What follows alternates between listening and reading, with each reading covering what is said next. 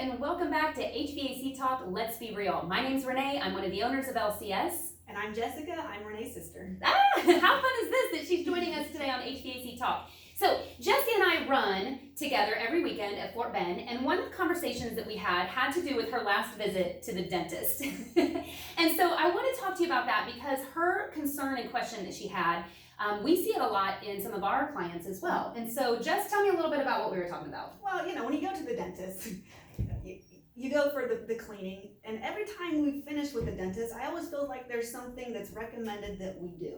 Whether it's sealants or we got to take care of some wisdom teeth that aren't bothering us at all, whatever that may be, I feel like there's always something added to what should be that free cleaning.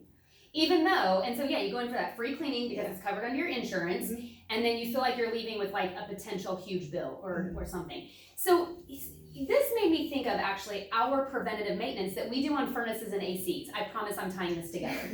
So when we go in to do a tune-up on an air conditioner, for example, our job is to really educate the homeowner of the condition of the air conditioner, right? So is it clean? Can we tell if filters have been changed regularly?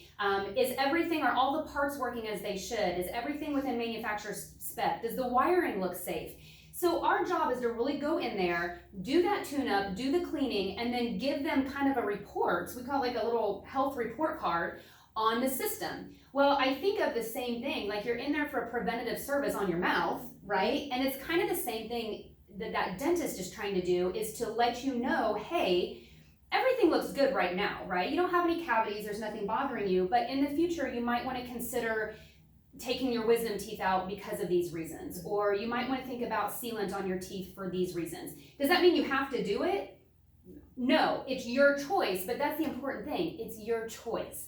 And so a lot of times if you don't know about all of these things, you don't know what you don't know. Now, here's what I'm going to say too. This is what Jessie and I were talking about. I was like, for a provider or a company like ours, it can really be a lose-lose situation for us, because sometimes when we're providing this information to people, they feel like, well, you guys are always just trying to sell me something. You're trying to sell me a part, or you're trying to sell me a humidifier, or you're trying to sell me a duct cleaning. You're just trying to sell me something. But the minute we don't talk about all these things that could be done, then maybe somebody goes to sell their house and something pops up on an inspection report and they say, well, why didn't you ever tell me about this? So I was telling Jessie, I was like, I feel like it really is kind of a lose-lose situation. And so we really take the approach, and I really think this is what her dentist is doing as well, is taking the approach of, it's our job to just let you know what I see, what your choices are. Here are some comfort options for your home. Here's something you need to think about with the age of your system right now.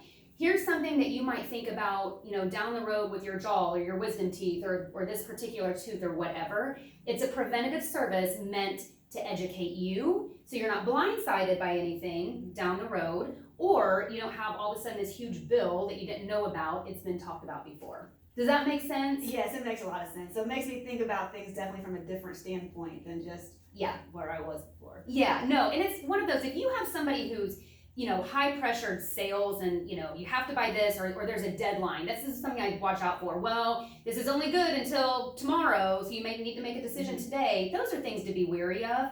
There's no room or need for high pressure sales, but to have something where you're just educated and, hey, I can't tell you the number of times we'll get somebody that calls and says, ask about duct cleaning, and they'll be like, oh, I didn't know you guys didn't do that. I didn't know you guys did that. And so that's really on us. It's because we're not educating people and letting them know, hey, we can clean your ducts just like we can clean your air conditioner or your furnace, right? All right, well, I hope that was some good information, and I hope our conversation from Sunday helps you out as well. Jess, thanks for joining me today. You're welcome. And I will see you all next week on HVAC Talk, Let's Be Real. Bye.